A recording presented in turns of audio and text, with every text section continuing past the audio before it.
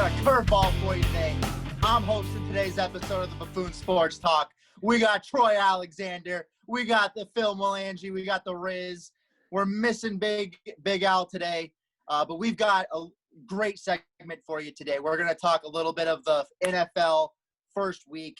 We got some crazy storylines, right? We got Tom Brady and the Saints. We got all kinds of new quarterbacks on new teams, right? You got Cam Newton on the Patriots. We've got, the Cardinals making a splash against the 49ers. We got my team here, the Colts, just laying an egg out there like a bunch of morons. And we got Troy's team, the Rams, coming up big over America's team. So we got a lot to cover here. And I'm pumped for this one because, as you all know, and if you don't know by now, NFL is my thing. It's my sport. It's what I'm most pumped to talk about. So I'm pumped to recap this first week here. So I'm going to just get right into it because I want to hear the Big Riz's thoughts here. So the Arizona Cardinals, right? That's our home state. That's where we're all from. Well, Troy's not from here, but he lived here most of his life, right? But Arizona's our home state. It's where we all live now. Phil's not a Cardinals fan. Neither is Troy. They root for teams within the division here. So I'm curious to hear their takeaways after seeing the Cardinals' performance on the road against the reigning NFC champions. So, Phil, since the 49ers are your team, what were your thoughts on your team and the Cardinals? Let's hear it. What did you and I have a conversation about the other day? I remember you and I were specifically talking about this game a couple days prior, and I said I would not be surprised if the Cardinals won the game. Now, as a 49er fan, I'm thinking in the back of my head, I don't know. It's like you said, it's the NFC champs. They're going to win this one, and they sucked.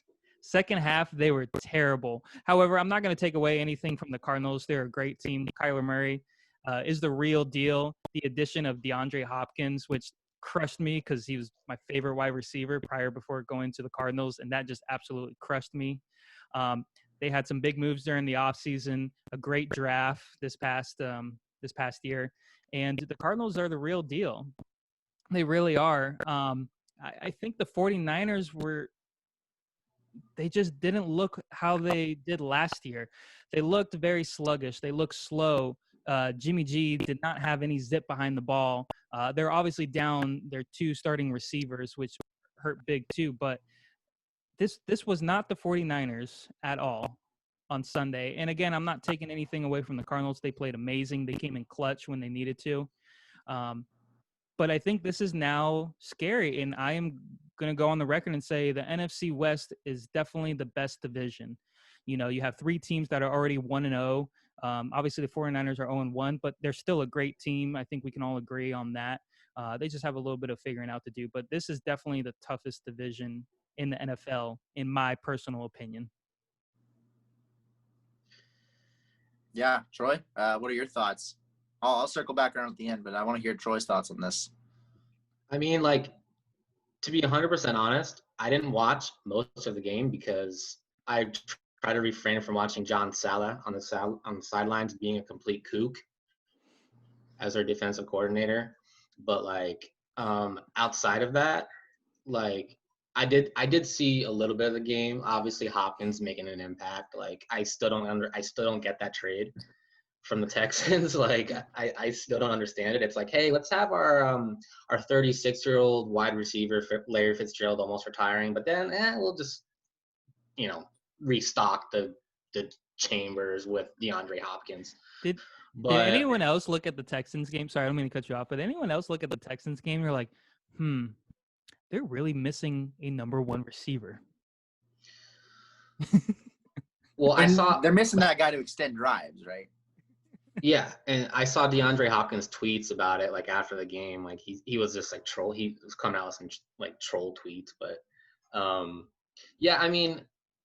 so let me ask you this then. A lot of the times when a team gets to the finals, gets to the championship round, gets to the Super Bowl, whatever you want to call it, gets to the last round, right? Almost at the mountaintop, but you lose. Usually the teams either come back, let's just say they win. Usually sometimes teams come back even better, or they have the hangover, Super Bowl hangover, finals hangover, whatever. But sometimes when you lose, you come back with even more momentum because, hey, we lost. We want to come back even stronger this time. But from what Phil said, they didn't look, I know they're down there for starting receivers. At the same time, you can't really make much about the first game of the season. Like, my team beat the Cowboys, and I know the Cowboys don't have like Super Bowl expectations, but I'm not really putting too much stock into one game. But we'll get there. We'll get there in just a second. Don't spoil anything because we'll get there. I'm not going to spoil anything. I'm just saying, do you think this is kind of an insight of things to come from the Niners, or do you just, and I'm asking both of you this, or is it just one game? Well, I'll be honest. I said this during the off season. They had a good off season, but they got worse as a team. They lost key players, right? And that's not necessarily a bad thing. When you're the best team in the NFC, it's hard to remain the best team. So you're doing as much as you can to remain a great team and work with what you've got within, your salary cap limits and trying to draft new young players, etc. And they did a good job with that. But there's no doubt that losing Emmanuel Sanders hurts their offense. It hurts Jimmy G, right? Obviously having some more injuries at wide receiver, right? But they didn't have him last year either. So obviously losing Sanders was a key loss. And they went out today to get Sanu, who's been cut from other teams, because clearly they're trying to do anything they can to get Jimmy some help. But to me, I just think that the 49ers are going to have a tough year this year. I think it's tough to get to the Super Bowl and lose. And outside of the New England Patriots, I think it would be very difficult for you to go find me a team that's gotten to the Super Bowl, that's lost it and gone back the next year, or even recently thereafter it, right? The most recent example would probably be the 2013 Broncos that got beat up, that made it back to the Super Bowl in 2015, but it certainly wasn't the next year. Obviously, you've got like I said, excluding the Patriots, right? Because they're a good exception to that rule. But it's tough to lose a Super Bowl and get back there. It's tough to win and get back, but it's even tougher, in my opinion, to lose and get back. I mean, to catapult off what you were saying, like, you can just take my team as a clear-cut example, right? I mean, 2 years ago, they make it to the Super Bowl, right? Lose a close game. You can say injuries, whatever. At the end of the day, the Patriots won the Super Bowl. Rams didn't even make the playoffs the next year. So, I mean, granted, we'll get to the Rams, right? O-line issues, whatever, injury issues, whatever. But, like, to piggyback off what you're saying, it doesn't happen that often. Phil, what do you think about – what do you think? I think you said you're worried, but, like, worried why? I'm worried, but I'm not worried at the same time. I think these next two games that are in New York, obviously they have the Jets in week 2 and then the Giants week 3. I think these are good games to kind of bounce back from. It's obviously not as good of a team, but it's getting back into the swing of things where they left off from the previous season. Because remember, they were only 6 minutes away from winning the Super Bowl before Patrick Mahomes became Patrick Mahomes. And I think the addition of Sanu will help because Deebo Samuel wasn't that star until Sanders came. And, obviously the defense had to pay attention to Sanders on top of Deebo. And then they have Ayuk as well. I think the signing of Sanu will help. Obviously, it's going to take a couple games to get into the swing of things, but obviously he played under Kyle Shanahan before. The only concern right now, like the true concern, is probably George Kittle with his sprained knee. It's the same knee from the previous year where he missed a couple games, and he's their weapon. He's their number one guy, and I'm a little concerned on how that's going to play out. I think the smart move would probably be just to rest him, but we'll see how it unfolds. Mm-hmm. Yeah, I want to make sure we move on, but I think it's important to note that one of the reasons that it's very difficult, outside of the fact that every team's gunning for you because you're the team that everyone wants to beat to instill confidence. Like the Cardinals are super confident today, or this week, right, as they should be. But something to remember is that a lot of times a team has a rough season the season before, right?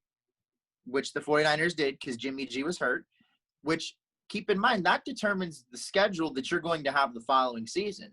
Every other team that you face in the AFC or NFC is based on, obviously you're going to play everyone in your division twice. You're also going to play another division in the opposite conference, but you're also going to play teams in your same conference, and you're going to place the team that placed in the same position in their division as you. So if you win your division, you play all the teams that won their division the next year.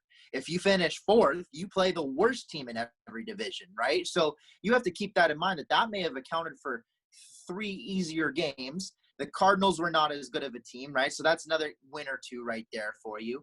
There's a lot of different factors that go into that. So anyways, that's what I wanted to say there is a reason why that I think it's much harder. And because of that, it's harder to get the first seed. It's harder to, which obviously affects the playoffs. That certainly helped the 49ers having a good seed, right? So next topic, right? We had, I think, probably the most anticipated match. I don't know how this wasn't the Sunday night game, but the Tampa Bay Buccaneers and the New Orleans Saints.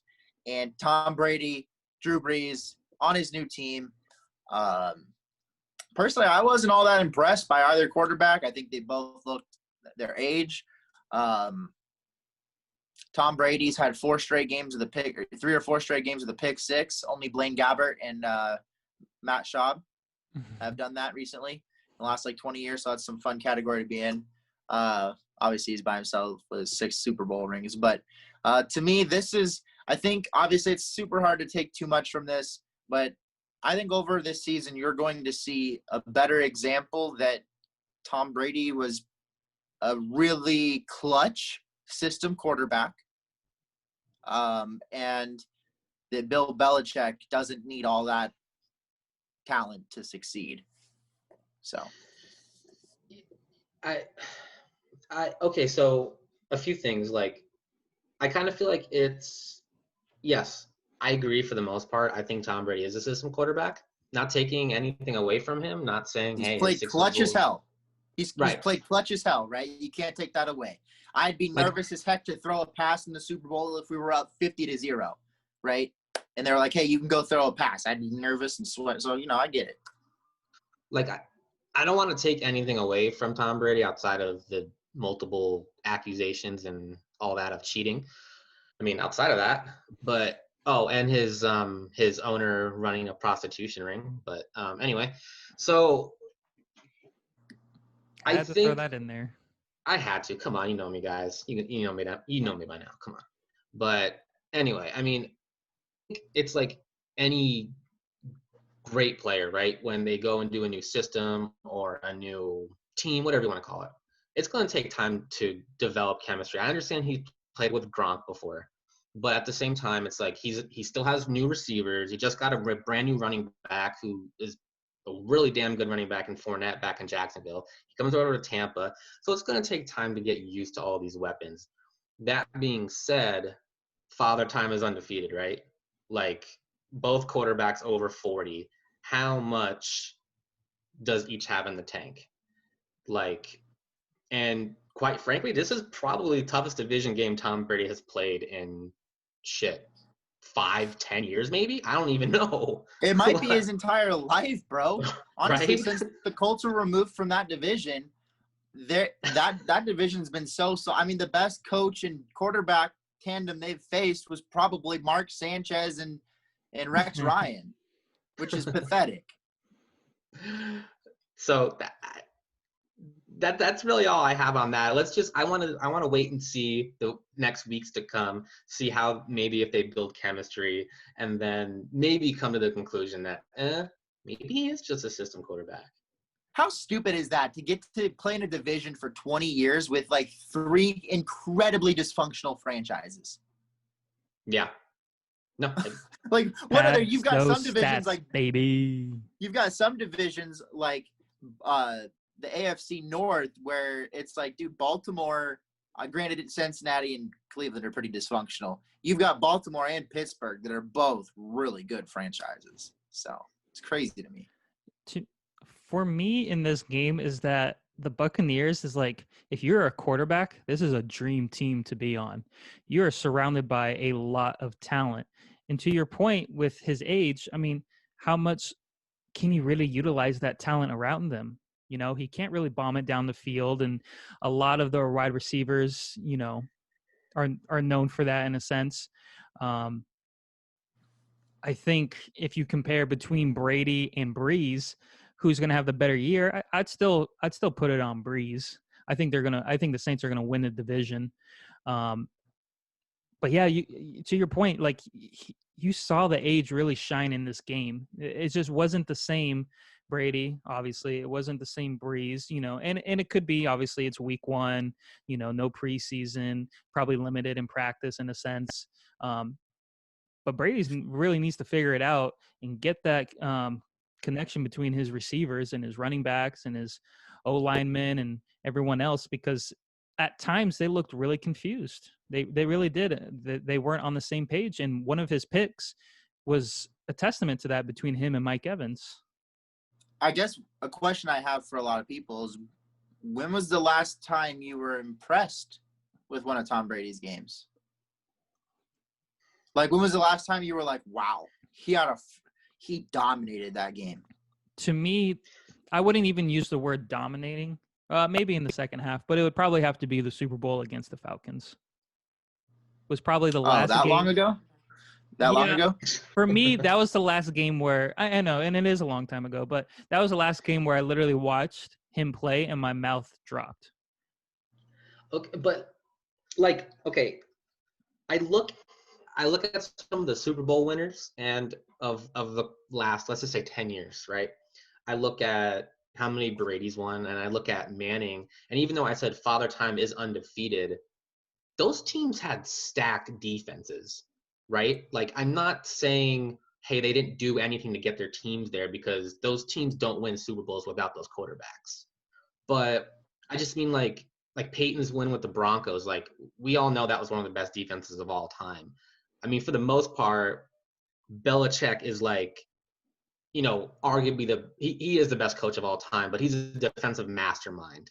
So without Belichick, they don't win that many Super Bowls. It's like, so yes, it does take into account your age of the quarterback, but if you look at some of the the older quarterbacks out of won Super Bowls, they've had really good defenses. So how really reliable, how much do you really have to rely on a quarterback if he is over 40?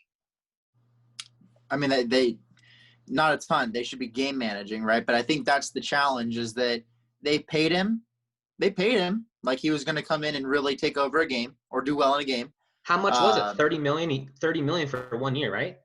No, I think it's 2 years, 25 million each or something, 20 something million each year. But 50 million. So I'm only off by years. like 2 or 3 million. Yeah, 2 years, 50 million, right? So like 25 million a year, which is pretty good, right? I mean, that's not Patrick Mahomes or, you know, Aaron Rodgers or Russell Wilson money, but that's still pretty upper, you know, into the pack there. So that takes away of where you can spend on defense, but their defense isn't terrible, man. Their defense is good. But the reality is, like, look, I don't care what you want to say. Like, I know Peyton was like 38 and he's 43, but look, he's got a lot of weapons. I mean, he's got 3 really good tight ends: Cameron Brate, O.J. Howard, Rob Gronkowski. He's got Mike Evans and Chris Godwin. He's got Shady McCoy. He's got Leonard Fournette. I mean, he's got Ronald Jones has Ronald never Jones. been a bad running back. Yep. So, I mean, Yeah. they drafted a really, like, a stud left tackle first round. You know, I don't know what else they need. You know, they got Bruce Arians, who's a 2-time coach of the year. How many coaches have ever won 2 coaches of the year with 2 different franchises, especially 2 franchises like the Colts and the Cardinals? I mean, people want to complain about super teams in the NBA. I mean, with all those weapons on offense, that's a fucking super team. Like, And they started the year 0-1. Yep. Yeah. Yep. Well, you know, I'm excited for when they play again. Obviously, I don't want to read too much into this game. Michael Thomas is hurt out for a few weeks. Sorry to Troy's fantasy team. That's a bummer. High ankle sprain, which is probably the worst ankle sprain. Honestly, It's just interesting. You may not even want to count out the Falcons, right? But because that's a really great division. Probably that might be the best division in football. It might be hard to say. It's probably either that or the NFC West, right? But NFC is just stacked. All right, so I'd like to move on to a couple other games. Colts and Jaguars. Colts did not look super thrilling. Only reason I want to bring this up is they got Phillip Rivers this year. I think the Colts are going to be like an 8-8 football team. I was thinking maybe 10-6. But after seeing him play the other day and Marlon Mack getting hurt, I'm not all that confident in Phillip Rivers. There were a number of throws that were highly concerning that he got away with. A couple he didn't. But they blew the game, and the Colts, to me, have just been a team that have had halftime leads over the last 2 years that have blown it. Most other teams win those games. So we'll see. If you guys don't have anything other to comment, I'd like to move on to the Raiders. They looked pretty good against the Panthers, and I'm bummed that Alex isn't here to talk up Josh Jacobs in their running game. But Well, I first want to say one thing about the Colts, which is Marlon Mack, and I feel really, really bad for him. Not only was he having a good game, averaging over 6 yards a carry, but he tore his Achilles with 1 year left on his contract. So that's going to be tough. I mean, I just feel really bad for him. He's a good running back, and you don't want to see stuff like that, especially someone who's in his contract year. So best wishes to Marlon Mack. It's definitely an unfortunate injury that's really hard to come back from. Yeah. Yeah. They drafted Jonathan Taylor for a reason, so it's his time to shine with Hines.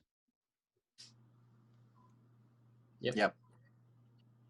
Troy, you got any thoughts on the Colts or the Raiders? I mean, the Raiders look really good. Running the football. We'll see. Obviously, I want to see some more. Derek Carr and Ruggs in that passing game are going to need to develop. But boy, I thought that running game was good. Yeah, I wish Waller could do a little more for me, but 4 points or whatever. But yeah, no, like you said, I wish Alex was here so he can talk some smack about the Raiders, because you know how obnoxious he'll be yelling right now, Raiders. But before we end the pod, we really have to. I want to talk about no fans. Like I want everyone's view, or even if it's for like a minute. I just want to see what you guys think, like, and how it's gone so far, 1 weekend with no fans. So I hope we have time for that. Well, there were some fans. There were some games that had fans. Right, Kansas City was one of them. Jacksonville was another team. Yeah, and I know there's one more. The Colts are going to have fans this next weekend at their first home game. So to me, it's not the end of the world, but I can tell you that it certainly helps the team that's traveling. They can communicate better, especially if they're playing a good team. Obviously, if you're playing a team that has a terrible fan base and not that big a deal. But for teams like Kansas City or Seattle, they get really, really loud. I mean, that is that's something they're used to having as an advantage, and I can see that them not being used to that this year. Sometimes that can be the difference between 3 points at the end of a game or not, right? That can be a difference maker. And sometimes that's the difference between 2 or 3 wins that season. So, but I'm not, but watching it from a spectator perspective at home, I don't think I noticed quite like I do in any other sport that there weren't fans, if that makes sense. Like, I definitely noticed in baseball when you're seeing home runs and seeing those, long doubles and stuff that get out into the outfield. But and basketball, I think, because you're used to seeing so many like fans in the background and react to like crazy shots that people hit a lot, because there's consistently really nice shots in the NBA. I feel like throughout a game, whereas there's a couple big plays in the NFL here and there, but I don't think it's as consistent as the NBA, like in a game. So I don't think I noticed it as much. What about you? For me, to be completely honest, I think they played it so well. Whoever controls the fan noise, they have it to a T. Like, if someone misses a catch, like you can hear it from the crowd noise, even though it's not, no one's there. So they played it very well to the point, like you said, like you kind of just forget about it.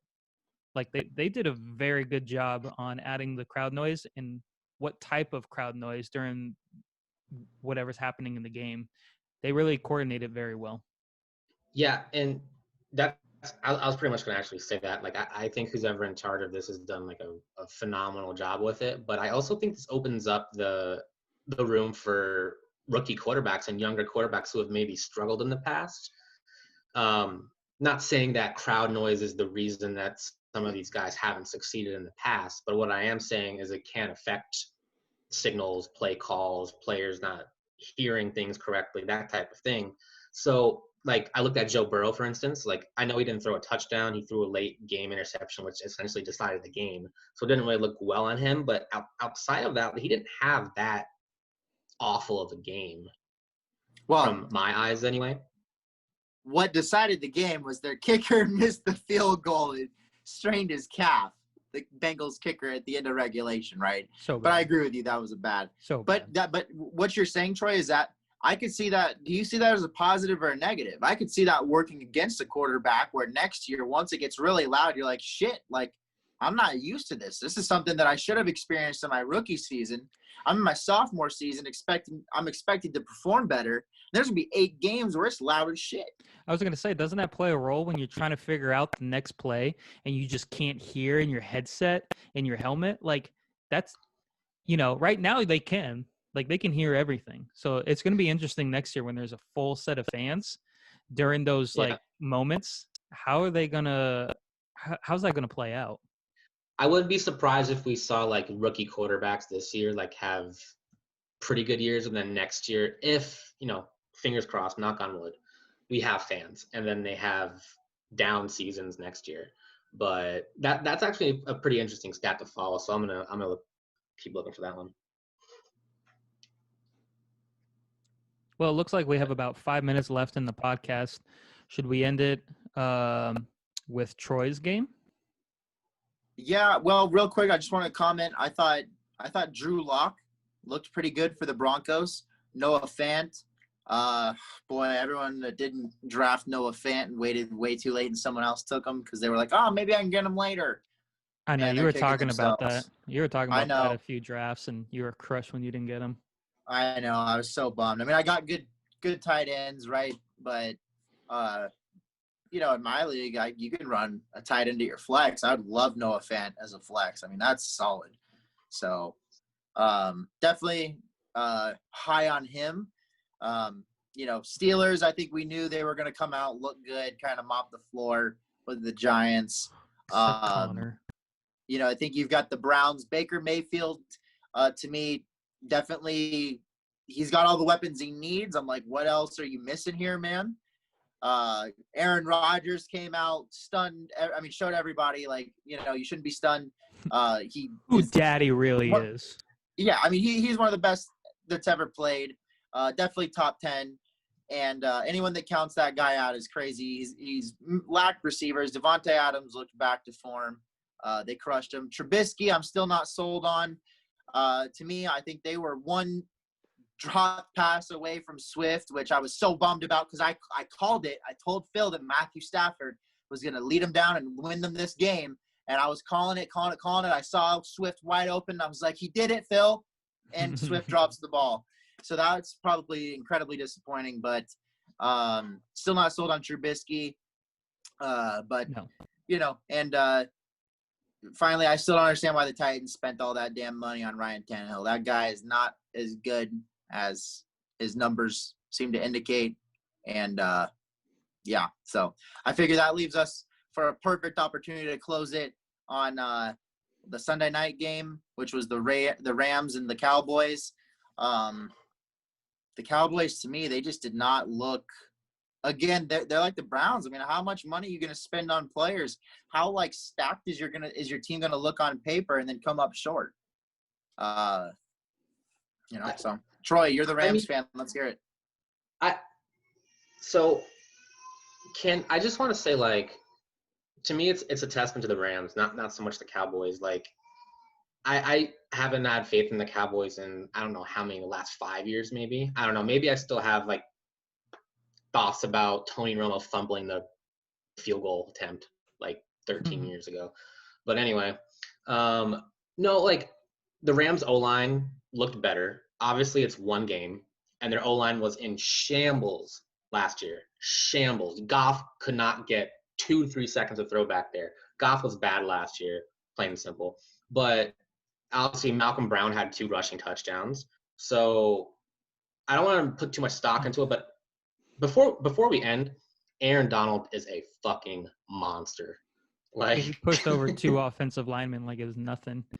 And to your Dude. point, Brown, dude, he didn't miss a beat. It's like Gurley's there still. You just don't have to worry about the knee.